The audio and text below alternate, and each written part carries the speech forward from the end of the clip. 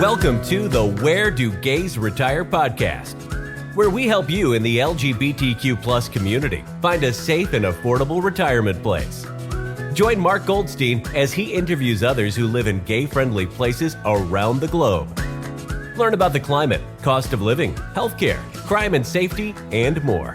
Now, here's your host, Mark Goldstein.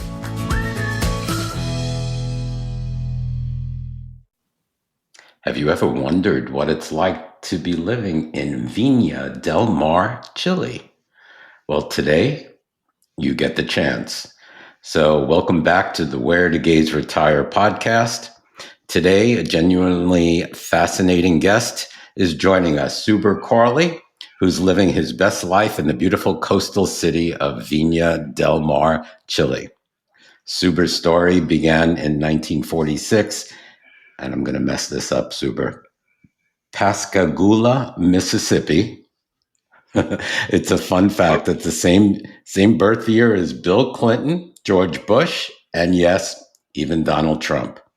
After finishing university, he set off on a journey that took him from Mississippi to New York, then to Canada for a decade. He spent 3 years teaching in Toronto before transitioning to the corporate world in IT. Suber's life is like an incredible kaleidoscope, a mix of art world controversies in Canada, corporate gigs in New York and LA, and eventually landing a fulfilling role at Kaiser Permanente, where he led a program to provide free healthcare to underserved communities. Along the way, he met his husband, Nelson, who shared his passion for making a difference. In 2016, Suber and Nelson retired to Viña del Mar, Chile, to be closer to Nelson's family. But retirement didn't mean slowing down for Suber. During the pandemic, he went back to school remotely to study astronomy. This decision led him to work with teams at NASA and ASU on projects like exoplanet exploration. And you went to ASU, you went to Phoenix, I remember, right? I did. It was in Phoenix? I did. Yes. Okay. Suber's story is inspiring, humorous, full of lessons about finding purpose of every stage of life. I can't wait for you to meet him. So let's dive in. Good morning, and thank you for joining the podcast, Suber. Good morning. It's good afternoon where I am, by the way. Yeah. Oh, that's true. That's true. We're pretty much total opposites of the spectrum, and we'll get into that right now, in fact. So let's talk about, can you give us an overview of where Viña del Mar is located within Chile and what makes its location unique? Sure. So Chile is a long thread of a country running almost 2,500 miles along the coast from north to south. And in many respects, Viña del Mar, being at 33 degrees south latitude, has a climate that's very similar to what you find in Southern California, which is at about 33 degrees north latitude. So since we're on the Pacific coast and roughly 90 kilometers, about 60 miles due west from Santiago, which is flat in the middle of the country. So we have a dry desert to our north, not very far to the north, as a matter of fact. And then we have luscious green and cold climate to our south. It's got sort of a Mediterranean climate. It's fairly dry, even though it's on the coast. We do not get a lot of rain because the clouds that come in sort of rush past us right up to the Andes, where they dump their load of moisture.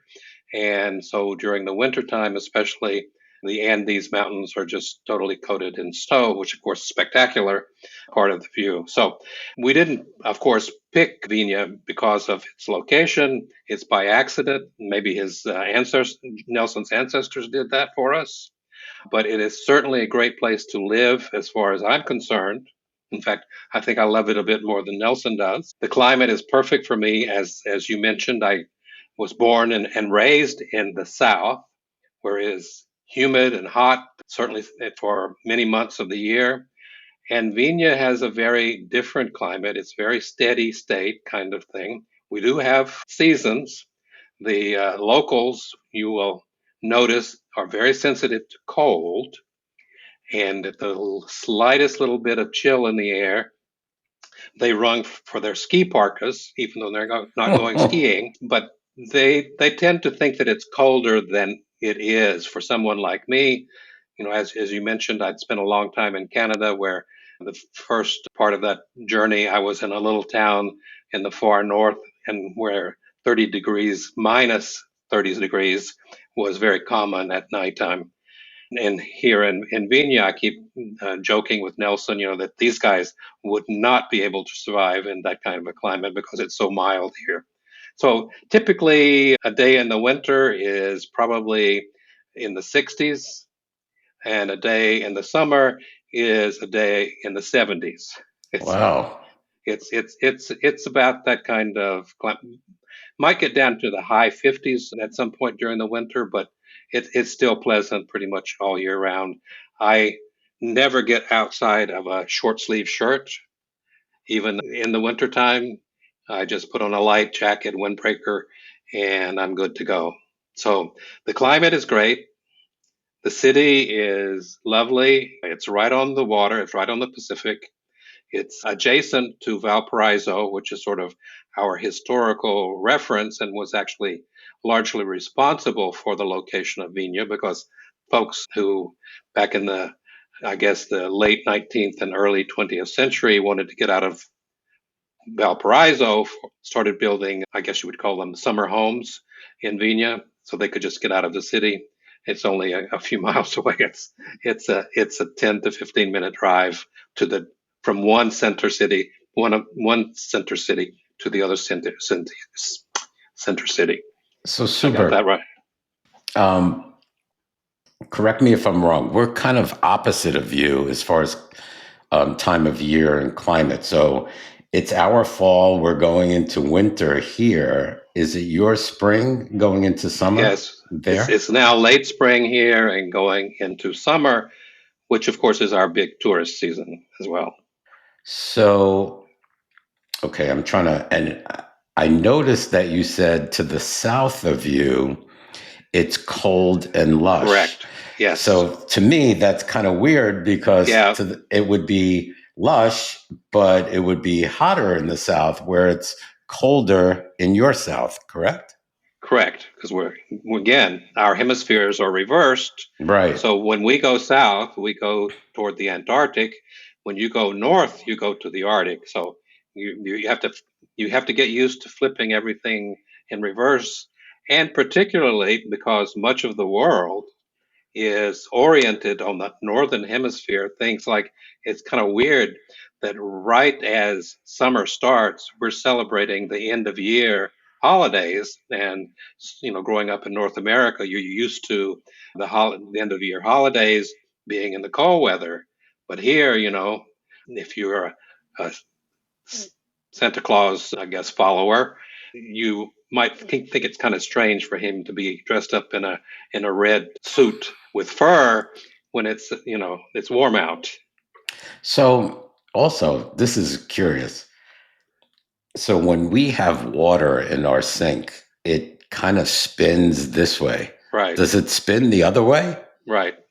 It does? It's It so does. weird. It I don't does. know. That is so weird to me that it would spin the opposite way. That's the way the world works. Yeah. Yeah. And that's amazing. So, what notable geographical features or landmarks make Viña del Mar an appealing place to live? It's the ocean, undoubtedly.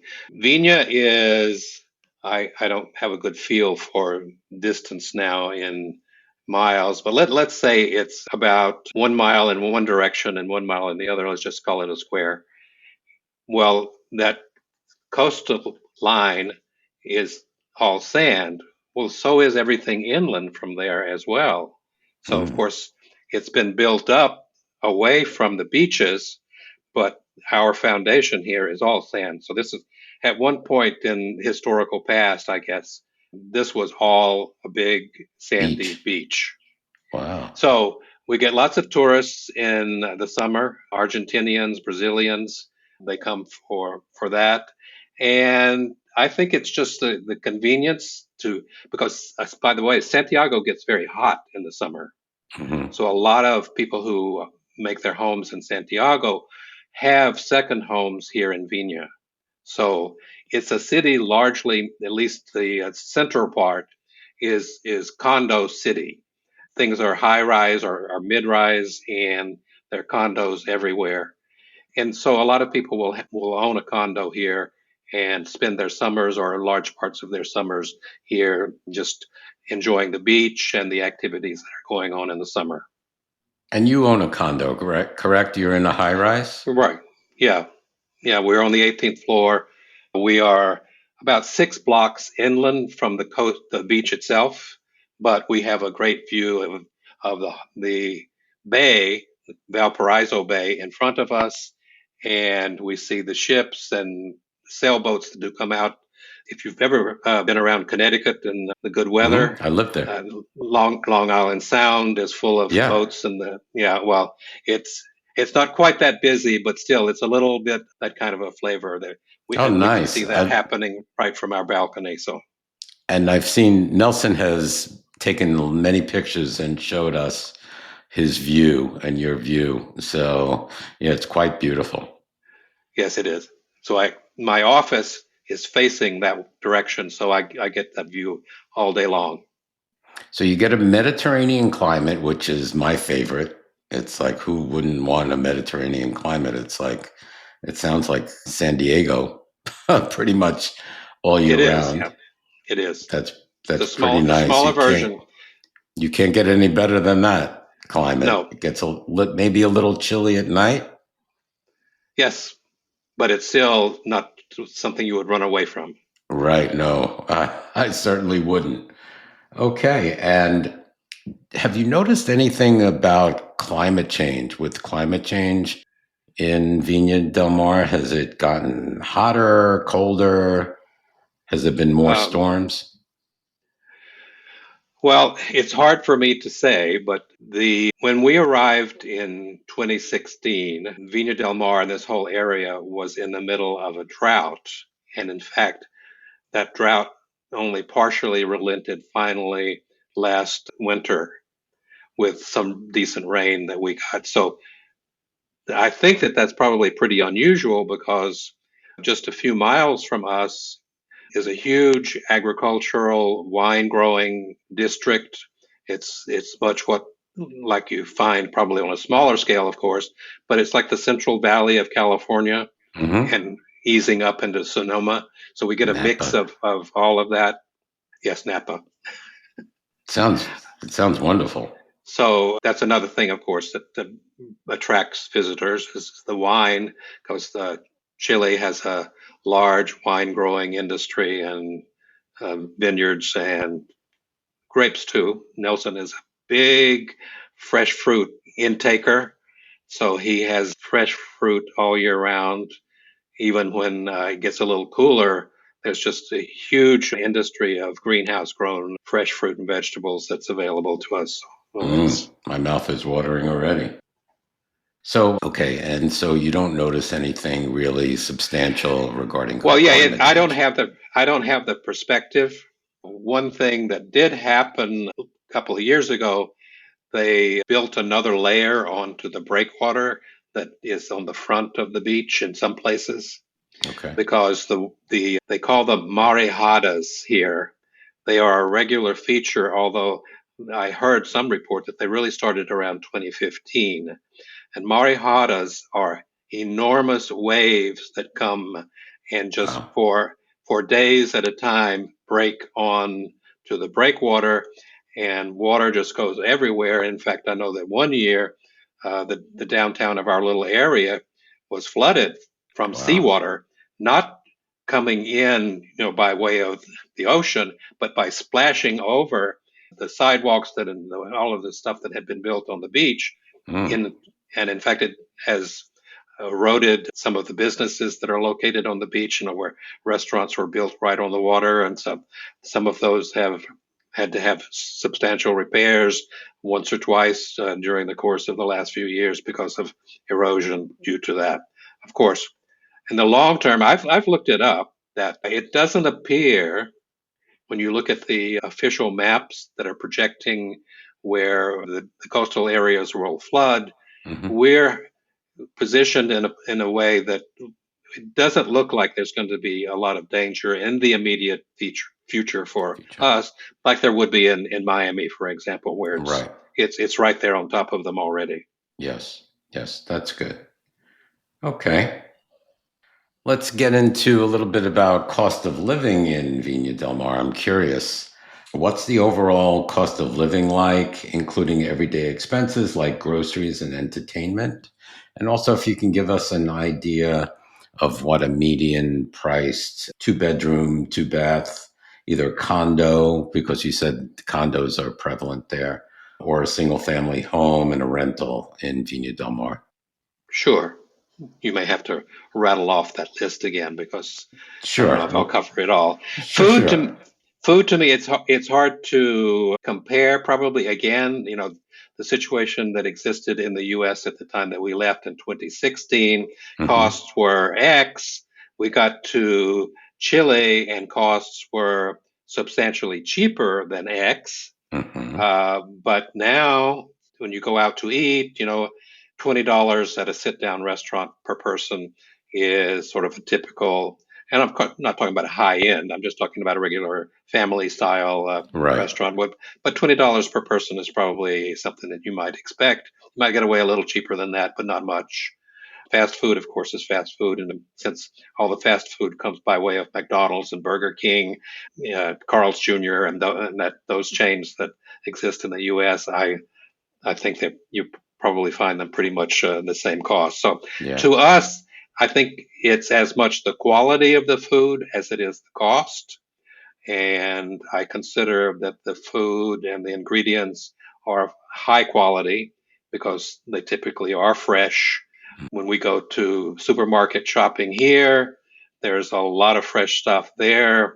You don't have to worry that it came, a couple hundred miles on a train or a truck.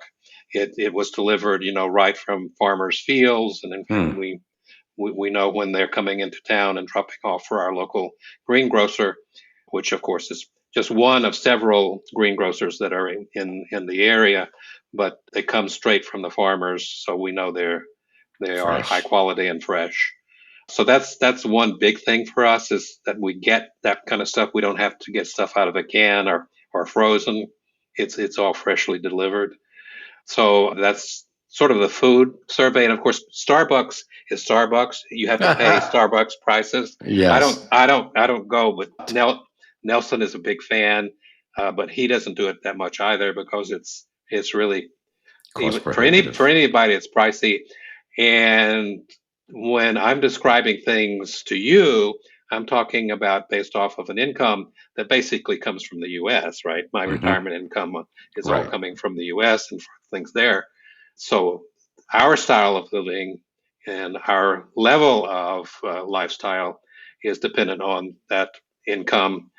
The locals get a lot less than we do. So Hmm. how they manage to do the same things that we do It's difficult. is difficult. Yes, So absolutely. that's food. So still Um, cheaper than us because just to yeah, give you absolutely. Yeah, just yeah, yeah, I mean eating out in a restaurant, even a diner, I would think at least 30, I'm thinking $30 a person at least. A good restaurant, it's going to be over for a couple. I would say we pay around 125 in a yeah. in a decent restaurant. But just to give you an example, before Nelson and I moved to Viña on one of our various trips that we made here in making that whole process work, I remember, and I think he finds it difficult to remember, but we went to a local, very nice restaurant, had a bottle of wine, and this was probably, I would say, 10 years ago, probably. Hmm. And the price tab was well over $100. Hmm. But, we had, it was comparable to what you would get in the U.S. And Yes. that you throw in a bottle of wine and it starts adding up. So, but still not U.S. prices Not as for much. sure. But at the same time, I have to think we're still living in the same universe. We Mhm. are, this is not an alien culture. Right. It's not like going to uh, places that tourists used to visit. When things were dirt cheap. Right. They're not dirt cheap. They're comparable, but cheaper. Right. Gotcha. So if you come here thinking that you're going to get housing really cheaply and food really cheaply, that's really not going to happen. Those days are long gone. I think they're probably pretty much long gone wherever you are at this point. Yeah. So give us an example of housing. Okay, well, we live in a nice neighborhood. The whole area that we live in, which is, for those who are familiar with the layout of LA, there are the flats of Beverly Hills, and then there are the hills of Beverly Hills.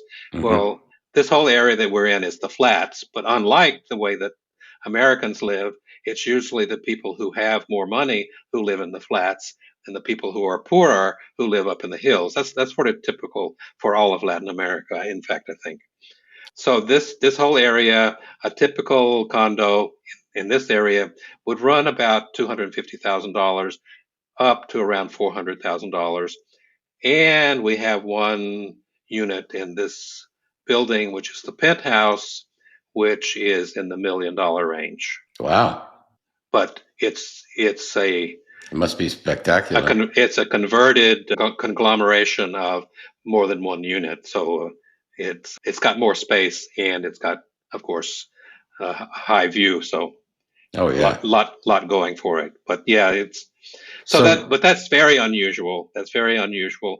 In other neighborhoods around us, 100, 150, well, 100's probably not so much anymore, but certainly you can get something decent for 150. But that's in an outer neighborhood or further inland, which means the further inland you go, it gets warmer, of course, because you get away from the sea breezes. mhm. And a lot of new construction has happened to our north, which would feel like to your south, So to your north is warmer. but I mean just in the local vicinity. So Okay. it's It's the same. so there's been a lot of construction going, residential construction particularly, that's been going on that has expanded the sort of the Valparaiso Viña area northward into other little communities, and they've built some spectacular high rises on not on the beach, but on the edge of cliffs that overlook the beach. So this is, if you know Santa Monica, the Mhm. way it's up on high, and then there's a drop down to go up to the actual Santa Monica beach. Well, this is that kind of. So now you're talking about being on the high part of Santa Monica, and they built really big, tall condominiums, and they've got spectacular views. But Wow. I wouldn't give ours away because we're built, we're living in an established community where everything is walking distance. I love So that. I wouldn't trade that for the world because that again is car centric And in you don't those have a neighborhoods. car, right? We don't have a car. We thought about it for a long time during the first year and just decided that the availability of taxis and Ubers and the local buses that run extremely frequently, they sort of back to back to back to back all day long, and the availability of private chauffeured vehicles that you can rent for what we would have spent on a car, we can splurge the occasional time that we want to go somewhere special or and don't want to bother. Now, one time I think maybe only one, we rented a car just for the heck of it, just to see what it was like, and it's stressful. Once you get used to not having to be the one who's controlling the Driving. car, it Yep. takes away a lot of the stress. Right. So Yeah. I agree. it's I'm not not worth a. it. I would rather somebody drive me and drive. Yeah. So Do you we, know? Do you know what the cost of gas is? it's expensive. Is it It's right now. It's in the like 1,800 pesos, which is like $2 per. liter? So that would be about $8 a gallon. It is expensive. Chile has no homegrown petroleum. Everything is imported Imported. from the north, which would be Colombia, Venezuela, Brazil. And so it's just expensive. But to sort of balance off against that, most people will buy a vehicle that's economical. Hmm. I guess I was sort of proud of them when I first started coming here because people were driving modestly sized cars, and I thought, bravo for you, you're doing your part. Well, bit by bit, people are buying the mega pickup trucks, that are Oh boy. stretched and cabbed with 4 seats and all of this kind of stuff. How do they And afford the gas? well, some of them are running diesel, to be frank. I Okay, think so that's part that's of it. It's a cheaper. little bit cheaper. It's a little bit cheaper than gasoline, but it's still not cheap. So Do, that's a do you drive on discouragement. the same side as we do? Yes. Mhm. Okay. Yes, this is not Japan or the UK. Okay, just wanted to be sure. How about we're talking about cost of living? How about utilities? Gas and electric, Utilities, I water.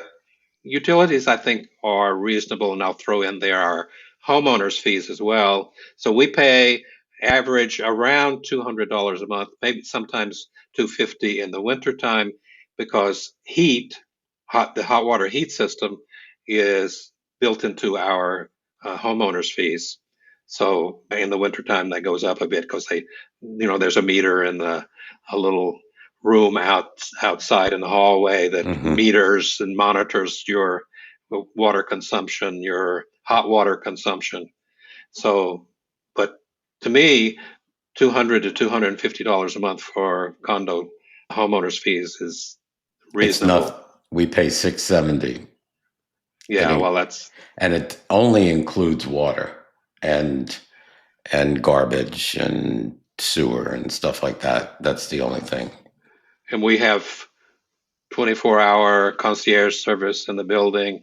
We have, a, We don't. a flock of people who take care of cleaning and uh, gardening and all that kind of stuff. So the building is well taken Well care of worth for it. for that money. Oh yeah. Our electric bill is about $50 a month. That's still fairly cheap compared to the US because even in places that you live, I'm sure the air conditioning costs in the summertime are just enormous. And if you were further north, then the heating bills in the winter would be enormous. And Right. we don't have that. Now again, that's a mix of cheaper prices and the climate that we live in particularly, right? Right. So that's Yeah. and we also have to pay for water. Water runs about $5 or $6 a month. Oh, So that's nothing. And you yeah. can't drink the tap water, right? Oh yeah, you can, and You everybody can? does. Yeah, Really? yeah, yeah. It's a good water supply because, after all, the source is the mountains. So Mm. obviously, it takes a while to get from the mountains to us, but still, the water is good water. And it's The cheap. only problem that I have with it, it has some calcium in the Oh, water. yeah. So I throw some vinegar into the dishwasher every time I run a load. Oh, Uh, okay. and sometimes deposits will build up around areas where water is running regularly, like taps or the Yeah. shower or Yeah, we that kind have of thing. hard water as well. Okay. And what's the currency is the The peso, Chilean peso? the, the Chilean peso. And today, I think Yeah, it's does it it's compare? it's about 980 or 990 pesos to the dollar. So that Okay. means that if you have 1,000 peso note, it's Yeah. roughly equivalent to a dollar bill. You just Okay. have to think that Yeah. way. And the peso itself is no longer in existence in exchange because its value is too low. It's low. But for some reason, they won't revalue the currency into something that makes more sense. They've just kept it. And a lot of other countries have done that. They revalue their peso and get a sort of a reasonable exchange rate, 4 or 5 pesos to the dollar that the Mexican peso used to be, and Yeah. so. But this is so. We regularly carry 10,000 peso notes, 20,000 peso notes, because those are roughly equivalent to $10 $20. bills and $20 bills. Wow. That's what you use most often. And do they use cards like Uh, plastic debit and credit? let's say simply to the point, yes, they are wholehearted adopters, I should say, of plastic. Okay. So, and So in fact, at restaurants, you just yep.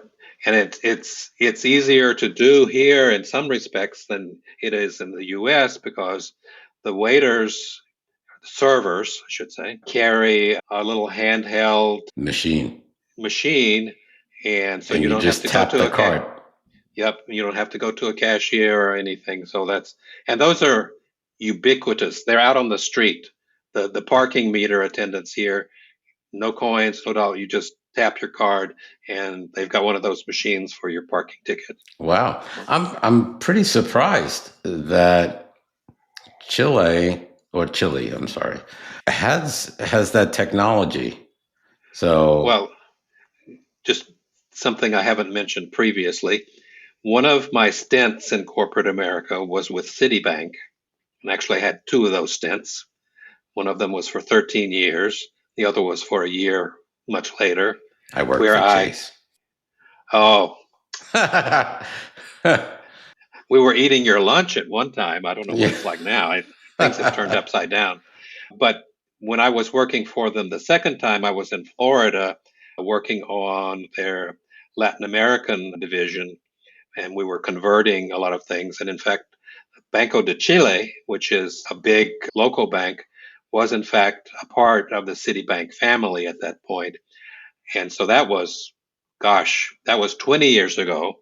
Mhm. And they were already moving ahead rapidly to automate and get things ready. And so they were ready. So, from a technological perspective, I think Chile is fairly decently advanced. I wouldn't say it's ahead of the curve, but it's certainly keeping up with the curve. Sure. Google and another entity have laid optical cable from the US directly to Valparaiso, so we get tremendous internet service, for example. Wow. Probably The better than highest, I do.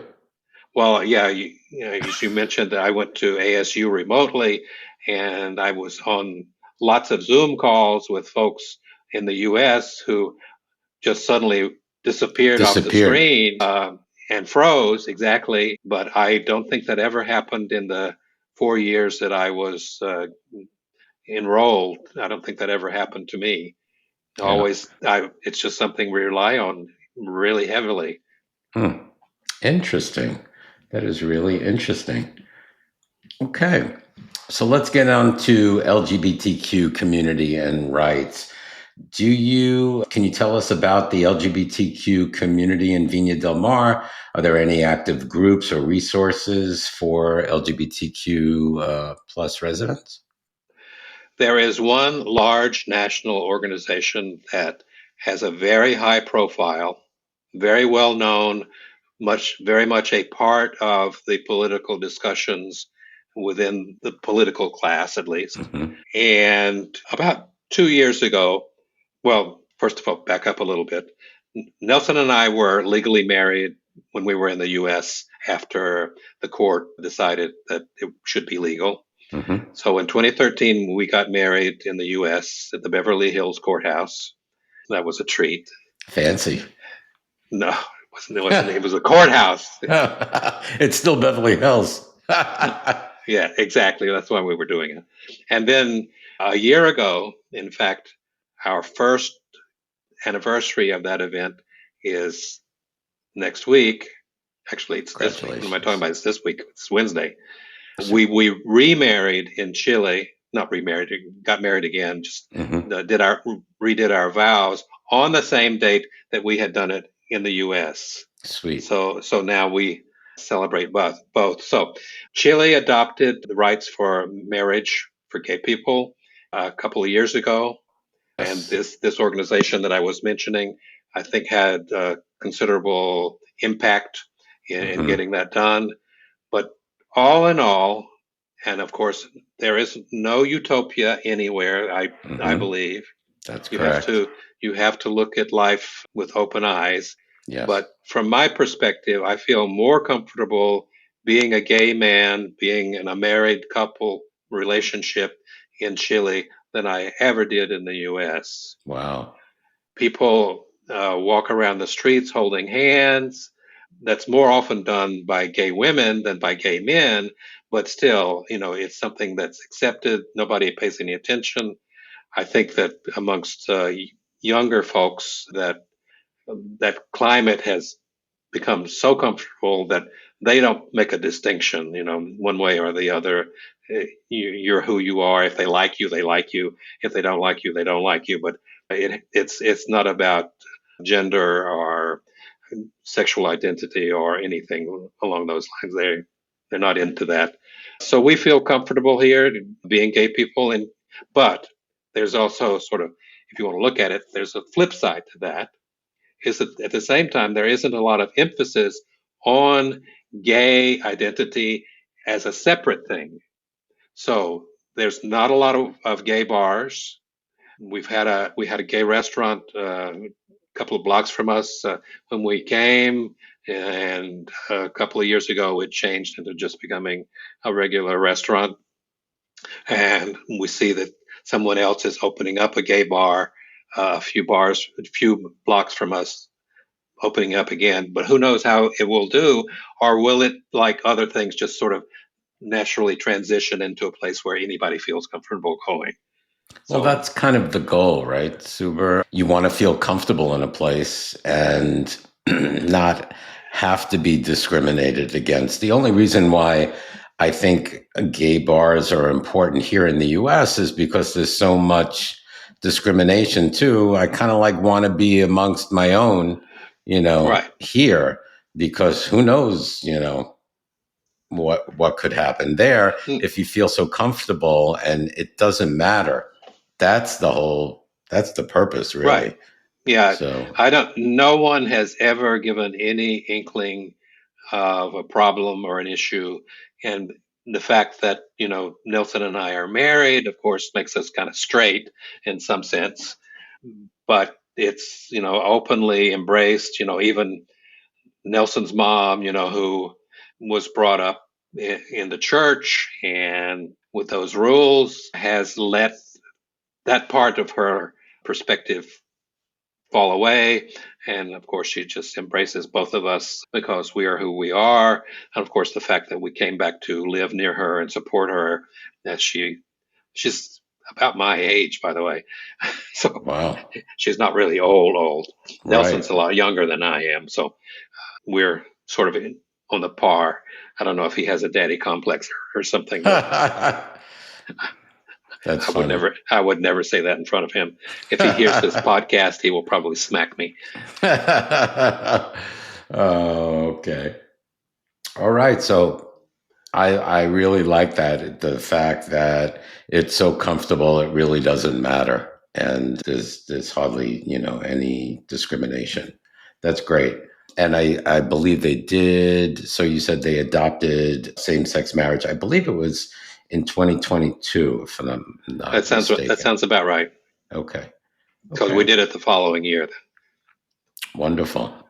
Congratulations. Happy anniversary again. Thank you. You're welcome. Let's talk a little bit about walkability and transportation in Viña. So, is there, besides buses, do they have any other like light rail, train, any type of Yeah, there's a transportation? light rail that runs from Valparaiso through Viña out into the countryside. It's light rail, so it's not a high speed train, but it's a modern light rail, so it's convenient. But if they only have one line, so if you're not close to that, then you have to walk to that. So that's one way to get around. The interurban bus system is extremely popular and extremely efficient and quite convenient to use. If you want to go to Santiago, for example, on a bus, you can find one about every 15 minutes if you walk over to the bus station. How far is So Santiago from you? It's about an hour and 10 minutes, an hour and 20 minutes from center to center. The Got it. airport is closer to us, so it's only about an hour to the airport from here. Got it. Got it. So is Um, uh, everything walkable? well, it is for us because we live inside Viña. Right. There is a tendency to suburbanize people. For some people, they just want that feeling of a private home, separated from their neighbors in a nice community. But there are downsides to that. And one of them is security, I'll be honest with you. Okay, Suber. Let's talk a little bit about arts, culture, and dining, one of my favorite subjects. So, what's the arts and culture scene like in Viña del Mar? Are there live theater performances, museums, or notable festivals? Yes, there's some of each of those. There is a newly reopened municipal theater, which is a very nice facility. It's sort of a Greco-Roman style architecture, domed structure that's right in the middle of downtown, about a 10-minute walk from us. And they, since they've reopened after a 10-year hiatus because of an earthquake and some damage that occurred in 2010, they've been mostly hosting events that are free. They are bringing culture to the masses, so to speak. And in so doing, of course, they're doing things that are of general interest to the broader community, not specifically to sort of high art, but it is a great facility. Typically, and we also have often gone to Santiago, which is about an hour and 15 or so minutes away from us. But whenever we're going for an event, we'll typically stay overnight in Santiago, mostly because we just want to. We could come back in the same day, but Same day. we just like the idea of staying overnight. And there are a couple of venues that we really like. Both of them are theaters. They both have a lot of live theater and live performance, both plays and concerts, and they generally have stuff going on all the time. Here in Viña, most of the sort of higher art stuff, other than the municipal theater, occur in university settings. There's one of the universities that has a very beautiful location just down from us a bit, but we take Uber to get to that one. It's not really walking distance, not a comfortable walking distance anyway. And they have weekly concerts and other activities that are of a cultural nature. And to a lesser degree, Valparaiso, which is about 15 minutes away from us, has some stuff going on as well. But it tends to be more popular art kind of stuff that's going on there. There are universities in Valparaiso, art galleries. Also in Viña, there's a small municipal art gallery a few blocks away from us. And there's a museum of art and design, for example, that's not too far away from us. And there's a little archaeological museum, very small, just like a block and a half from us. But it's got sort of local Chilean artifacts and history that it focuses on. So there's a reasonable amount. The kind of stuff you might find in a college town Hmm. would be sort of comparable to what goes on in Viña.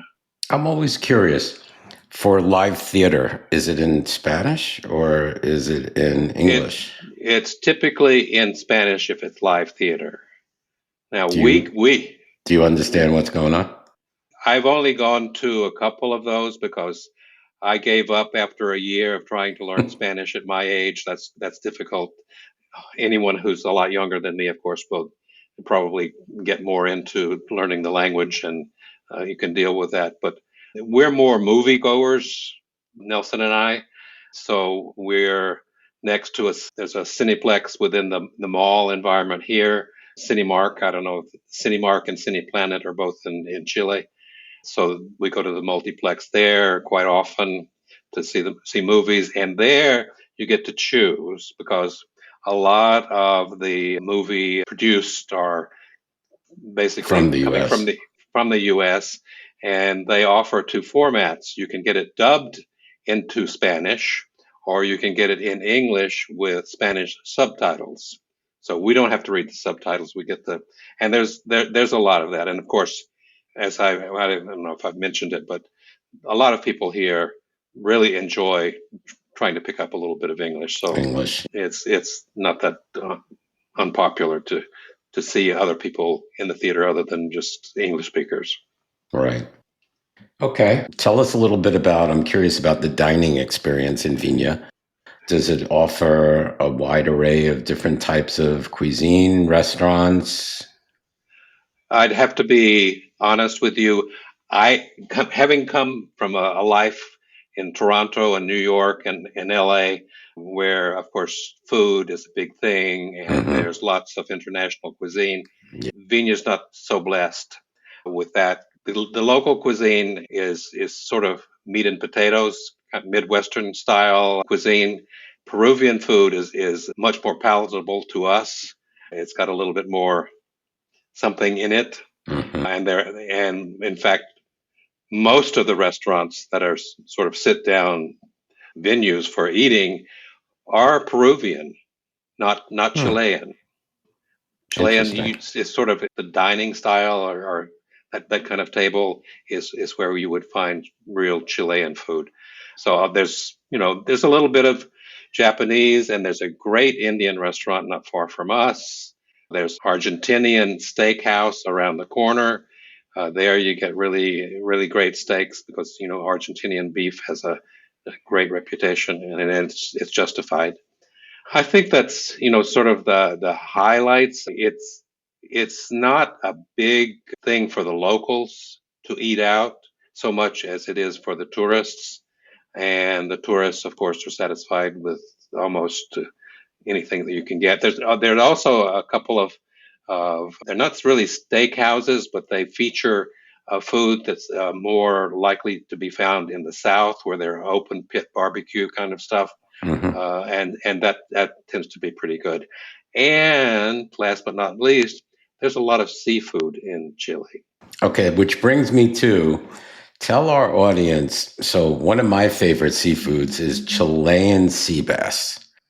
Yes, Tell our audience about Chilean sea bass in Chile. um, until recently, I didn't think that Chilean sea bass existed in Chile, but I was corrected by someone recently. There's a fish called merluza, which is very popular here in Chile, and apparently that was renamed to Chilean sea bass for importation into the U.S. and other places. Made Uh, it more exotic sounding because it's just a very common seafood. So, of course, they don't know that it's called Chilean sea bass outside of the country. I gotcha. Now, there is something that's even bigger than that, though, at this time. I don't know at what point in Chile's sort of development that this occurred, but Chile is number two in the world behind Norway for farmed salmon. Oh, It that's exports interesting. number two in the world. And so, of course, there's a lot of domestic consumption of salmon as well. So it's all salmon you find almost on every menu, that no matter what kind of restaurant it is. So, Okay. and it's Yep. good. So I prefer, they say wild is better than farmed because farmed they put in Well, antibiotics. And well, yes, they do. In fact, one of my nephews is involved in developing those antibiotics for fish farming. But you can look at it in another way too. The oceans are being fished out, and this, at least, it's something, even though it may not be from a nourishment view, maybe mm-hmm. not be the best thing, but as far as, who knows, as far as the environment is concerned, it may be a good thing because we're allowing the oceans to heal a little bit, Yeah. and certainly the waterways that are in Chile to heal a little bit too, so they don't get fished out. Yeah. Okay. So, and I'm always thinking that part of the world is very they love to eat their meat. Because I know Absolutely. in Uruguay, it's the same way. It's meat and potatoes. Yeah, Very very, very yeah much so. yeah. Yeah, that's what they want. Vegetables are very easily consumed and available, but they prefer potatoes on the side of their Yeah. meat. The veggies on the side, they're not really that keen on. Okay. All right. And let's talk a little bit about residency and how you obtain a visa. So, can you name the various types of visas that are available in Chile? And does one need to have family there, or is there any type of retirement visa that one could come and live? So the answers to several of your questions is yes.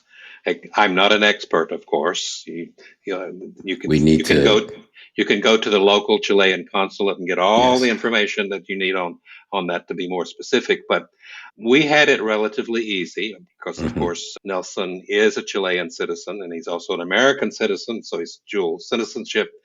But when we came here, we went to the Chilean consulate in LA and I applied for a retirement visa.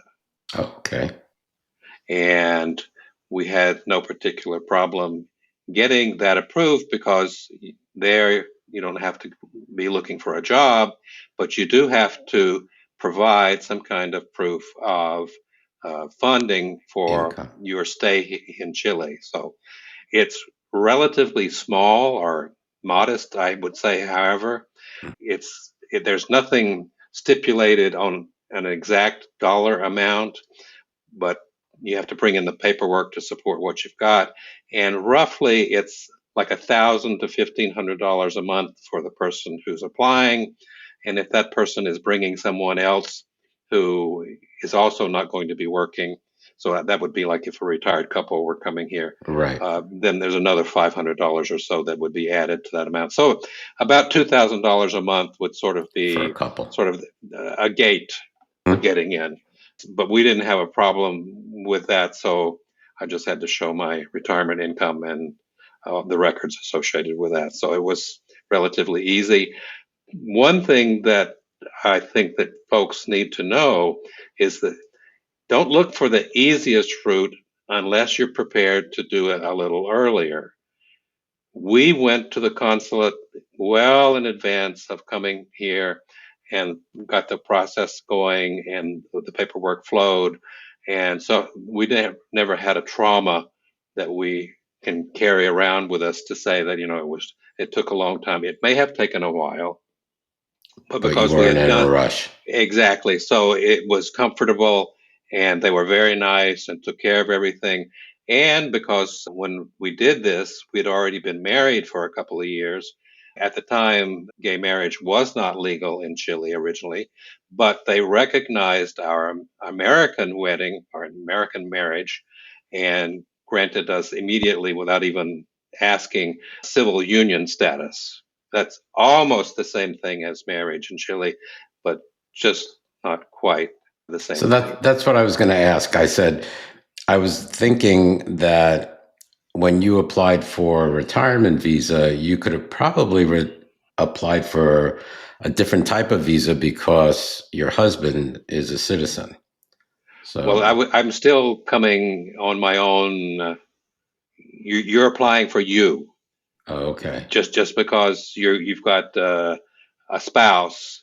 You have to come on some kind of a visa. The same thing in the U.S. You can't just waltz in just and say, "Oh, well, that's my spouse," No, no, uh, no. I right? understand that as So far as the it's visa is concerned, but I thought they might have another visa, as another visa just because you're, a spouse. yeah, I don't know. Maybe not. I can't answer that unequivocally, frankly. It never came up because we never asked.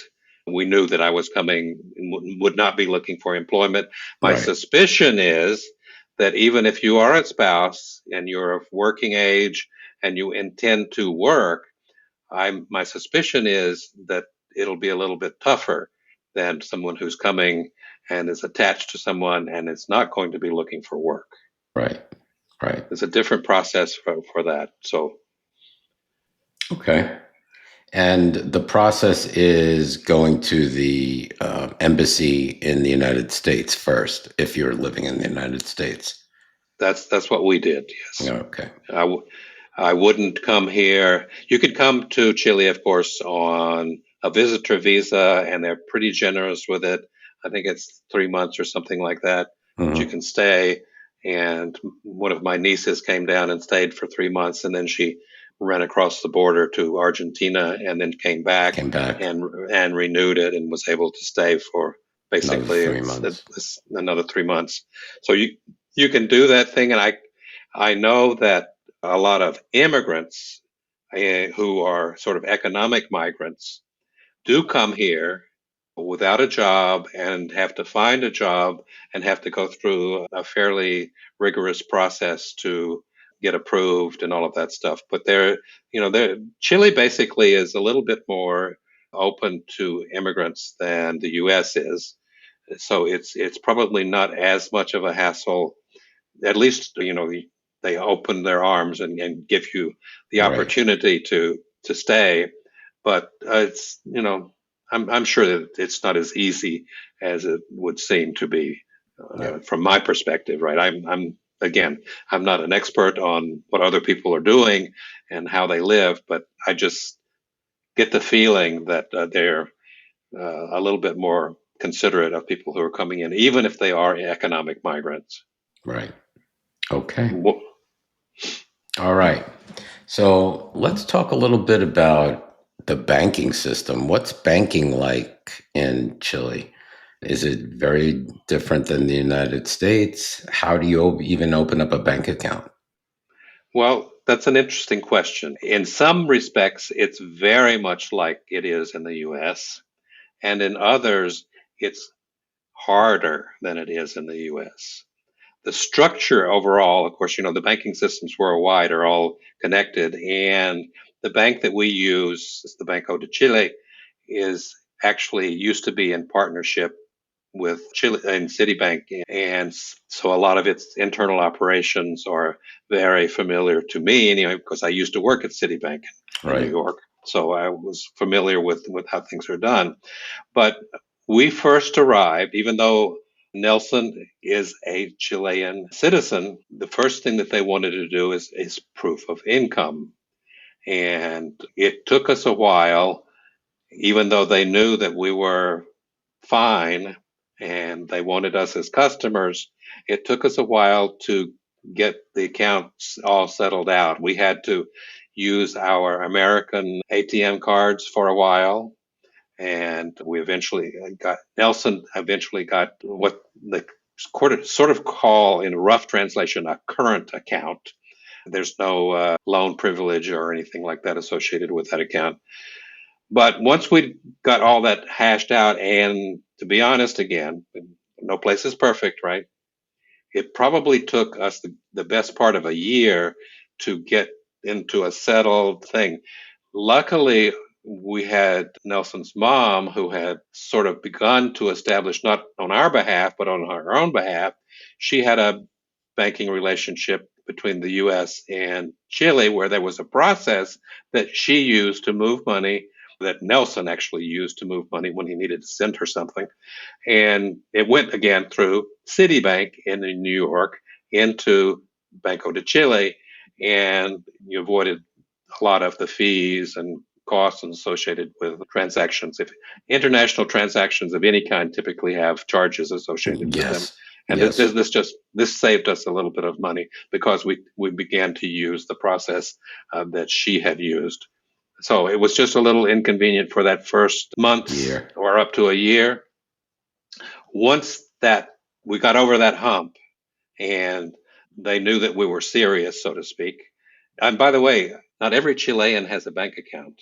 Really? And and part of it is because they're very careful about who customers can be and how they can transact because they're very, very concerned about money laundering.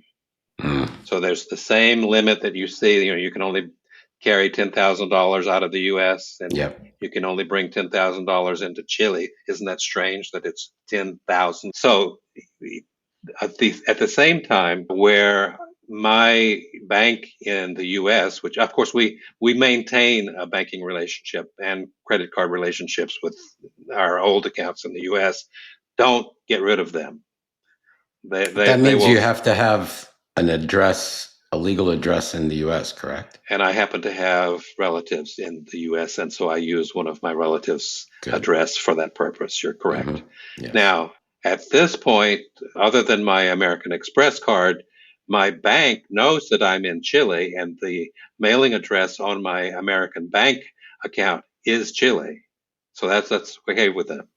Okay. But in the U.S., that bank has what is called a two-factor authentication process. Mm-hmm. You need to know, you have to have a password when you sign in, and you also have to be able to receive some kind of a code on your phone. So that's 2 steps. In Chile, it's 3 steps. Wow. You need a password. Then I have a little fob. You know what a fob is? It's one of those little key gadgets that has a number generator in it. Okay, and it's synced up with some computer somewhere. Yep. And you need that. And then on top of that, they send a text message with that. So it's 3 factors to keep anybody from, and we've never had any problems with our Chilean account, but I recently had to replace my American ATM card because someone had tried to. Well, no, they didn't. They weren't successful because my bank caught it, and they immediately notified me that it looked like somebody was trying to use my card, and so they replaced it, and so on, went through that process. But here we haven't had any of that because it's really tough to get into the system. So just a thing to bear in mind that it takes a little while, but at the end of the day, even though it sounds like a lot of bureaucracy, it makes me at least feel safer that, things are being taken. I'm surprised they asked you for proof of income because in order for you to be in Chile, you needed to provide that to get a visa. So, of course. So I had to take much the same paperwork from one office to another office. It wasn't new papers.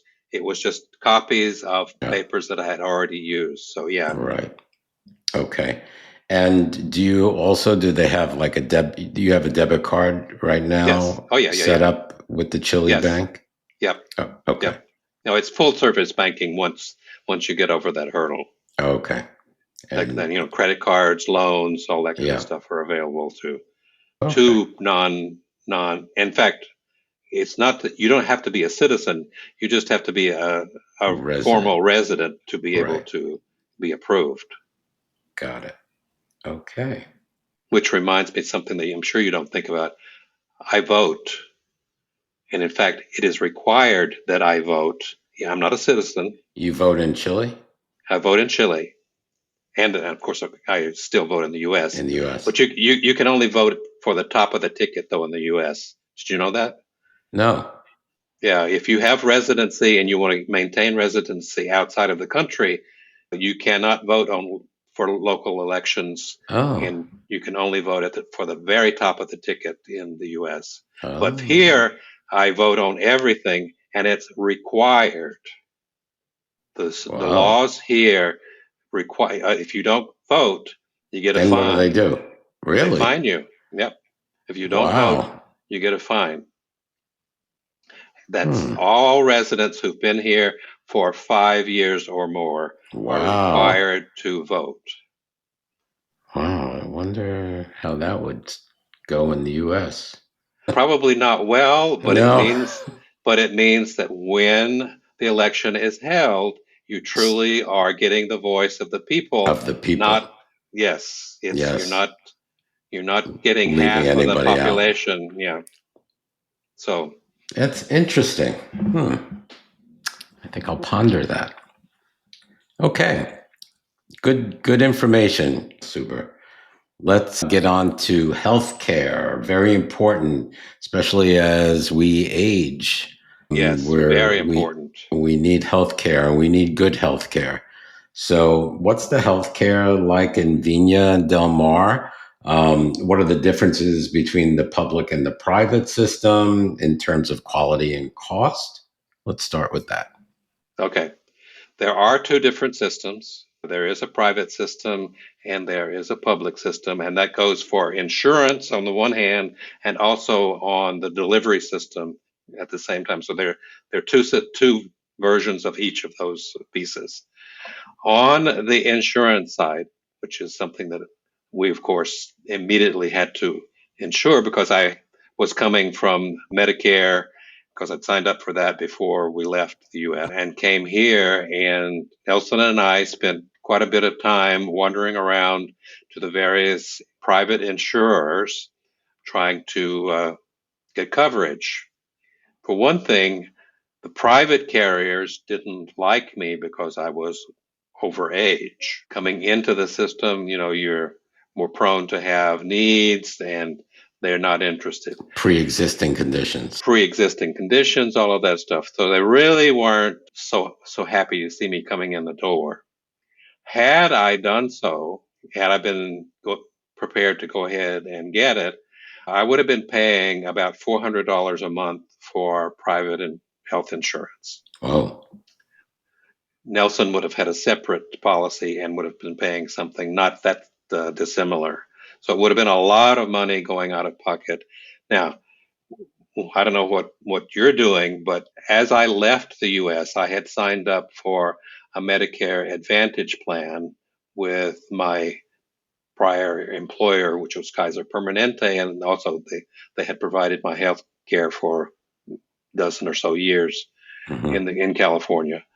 And I was paying about $300 a month for the Medicare Advantage plan in the U.S. Okay. So coming down here, and I said, my gosh, that's a lot of money for people to pay there, and a similar amount down here. Right. It seemed like a big burden. So we eventually decided we would try something different. So we went to the universal insurer in Chile. And because we had the advantage that Nelson was a Chilean citizen, I think that we probably would have had to establish residency if that hadn't been the case. But he was able to apply. And because, again, we had civil union status, I was immediately approved to go on to his plan.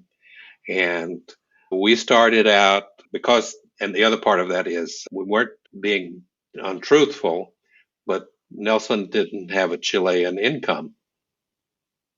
Didn't matter what you were getting from somewhere else. There was no money in Chile. They were looking for proof of employment, in other words. Right, because they don't want you to be a burden on their system. Well, in this case, if you don't have a job, they give it to you anyway. And good. We are currently paying, I think it's about $35 a month for his coverage, and I'm free on his plan. Wow. Can't beat that. You can't beat that. Now, you could consider that to be sort of a catastrophic coverage, as the Obamacare plans, some of those were meant to be. But anecdotal experience, so it doesn't apply, broadly. I can't say everybody's had the same experience, but we gladly pay the $35. And by the way, it's been easing up. I think it may have started out 8 years ago at like $25 a month or something. Now it's about $35. So it's been gradually easing up, or easing out. I wouldn't say easing is the wrong word, but moving up. So I think it was 3 years or so ago. It was before COVID, so maybe it's 4 years. I had a kidney stone attack. I didn't know what it was. I just, one Saturday, I was getting dressed and we were going to go out, and I just got this absolutely searing pain in my back, and it was so severe that I started throwing up. Oh my God. Well, so once that happened, Nelson put me in a cab and took us about about 6 blocks to the local private clinic in Viña. It's one of a number, but this particular one that we like, we know it's a big hospital, actually. They call it a clinic because it's private. I don't know who came up with that terminology. So I went in to the emergency room, and I guess they probably knew pretty quickly what was going on, because that's one of the symptoms, by the way, of a kidney attack, is you start throwing up. Oh, wow. And they did MRIs. They had all the equipment that you could ever want. All the technology is there. And because we hadn't been paying for the previous 4 years for the expensive private coverage, we just went there knowing there was going to be a little more money than Out of pocket, right? Out of pocket than it would be at the public hospital in Viña. But we went there anyway, and I got a private room. It was only overnight stay, because the next morning I was in the operating room, and they had the laser, non-invasive, whatever. And the whole time I was there looking at, somebody had done something that into an unmentionable part of my anatomy. And I was sitting there watching it as cool as a cucumber. Oh, that's interesting.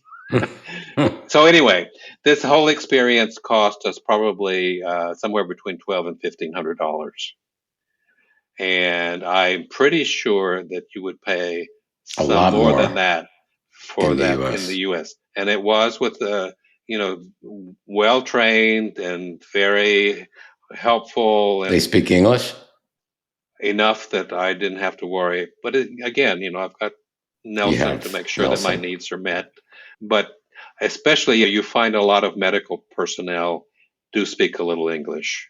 Our personal family physician, for example, speaks English, and he's not the first one that we've had that did so. What are the So waiting anyway, times?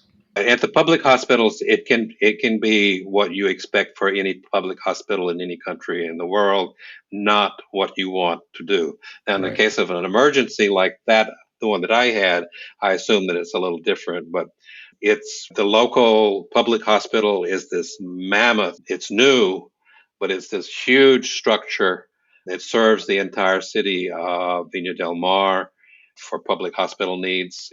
And recently, Nelson's mom's partner, and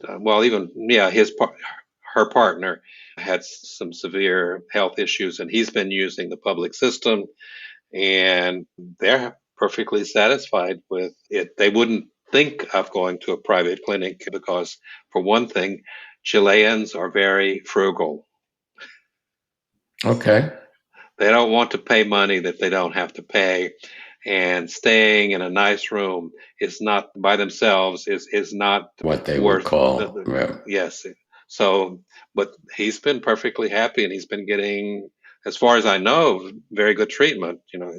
It's a serious condition and life-threatening, in fact, and he's been getting good care. How So far from you is the public? it's about a 15-minute walk if you wanted to. Otherwise, it's a 3 or 4 minute Drive. ride. Okay. It's not. So It's both places, both the public and private, are very yes. close. Very close. And our primary care facility is just less than a block away from us. So Wow, can't ask for yeah, more. So it seems like you have all that under control. That's pretty good. $35 a month yes, for can't care. beat You that. can't beat that at all. No. But it in general, they have all of the latest gear that you expect in a hospital setting, and we get all of our regular tests done and stuff, and it's all done the same way, and it's all electronic. You get an X-ray, you get an electronic version of the X-ray, and all your test results are delivered, online, and Email or all online. that. Yeah. Awesome. That's great. All right, let's talk about crime and safety. So again, how is Viña? Would I feel safe? Okay. So I'm not so much a social media guy as other people might be. So when we were going to, or had decided that we were going to move to Chile, I did some life factor research before we came. And one of those was the statistics are available. And so what's crime like in Viña del Mar? And let's just say the ratings were a lot better than they were from where we were living in LA at the time. I think that we have suffered over the last few years, is particularly around the time that COVID started. And since, as you also probably are aware, life in Venezuela became a little tough a few years Yeah. ago. Mhm. And there's been a lot of migration related to that. As a result, and you can't blame one class over another for crime when it happens, but there is probably some way to say, without being racist and bigoted and whatever, that there has been an increase in crime due to, or at least associated somehow with, the recent economic migrations that have occurred. And that has applied to Chile as well. So it's not the same as it was when we arrived 8 years ago. There's been some decline in security, I guess could call it. But I know that the same thing, and maybe much worse, has happened in the US, because we watch YouTubes of our neighbor LA, particularly, and I also spent a time in San Francisco before that. And both of those cities have become very different places because of the hardships that a lot of people are having, with a lot of people living on the street and that kind of stuff. Typically, people here do not live on the street. There might be a couple of people, usually they're people with mental issues. Mhm. However, there are a lot of people that you would call squatters. It's it's a tradition almost that certain pieces of land that probably are publicly owned but not really in anybody's name get occupied. People build homes on the property without buying the property. Hmm. They if they stay there long enough as a community, they as a community approach the city, and the city begins a process of working with them, establishing utilities and all of that kind of stuff, roads and stuff in those neighborhoods that they have claimed for themselves. And if you've been there for 25 or 30 years, they will regularize those particular districts and subsume them into the city officially. So that Hmm. at that point, then the city assumes responsibility for all of the stuff, and you at the same time you gain ownership. So it's sort of like what it used to be in the days of the Wild Wild West, when you got a 40 acres and a mule kind of thing. Yeah. Well, in this case, the people It's provide sort their of like own the same. mules, and they don't look for 40 acres. They just look for Right. a small plot to build a house. So there's a fair amount of that does occur. Is owning a gun legal, Oh or boy, or is it for hunting only? it it can be legal, but there are very strict rules about around it. So just before COVID, we had a bit of a civic unrest because of us, income issues, and the initial problem was that the metro in Santiago was going up 5 cents, literally, and it caused a big uproar. But anyway, so there were people were protesting, and it spread around the country from Santiago outward, and it arrived here in Viña. And one day there was a demonstration along the coast. People were blockading the streets. Nobody's doing anything. They're just making cars go slower, allowing you to go through, if you one at a Mhm. time, kind of thing. Well, so there was, and still is, an American dude who had been able to get a legally licensed gun to practice shoot. So he was allowed Hmm. the gun for practice Okay. target shooting purposes.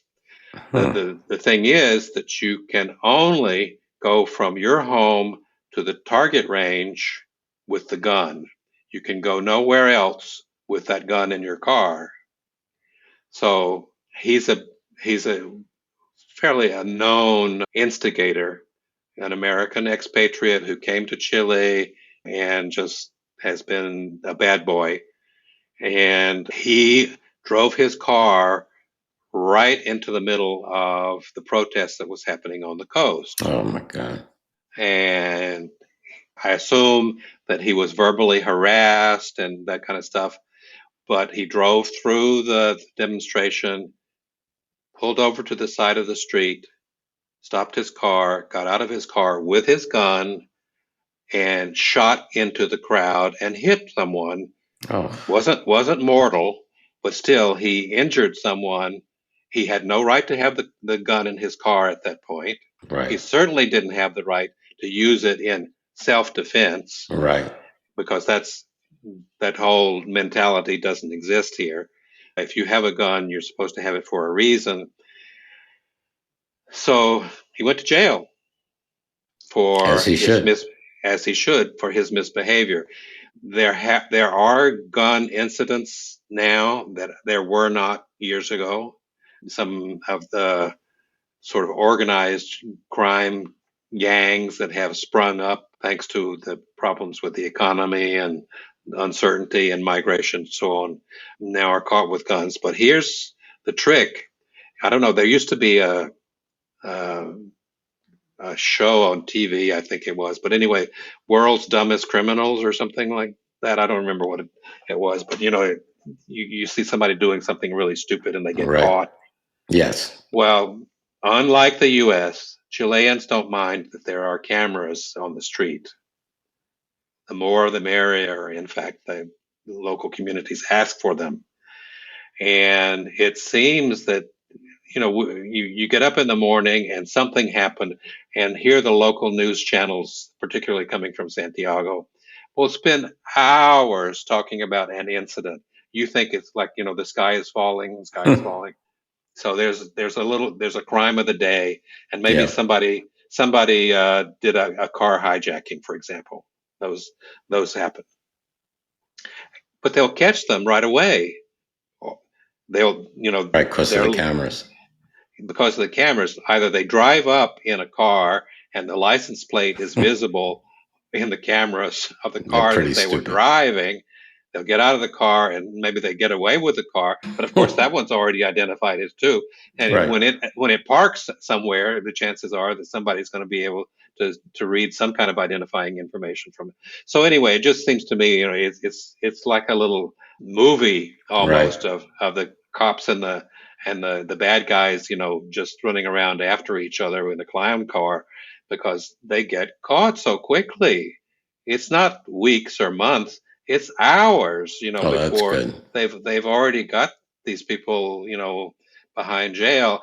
And that's one thing that I think that I would probably not recommend. Is Going into jail in Chile is probably not a very nice experience, is my guess. probably not.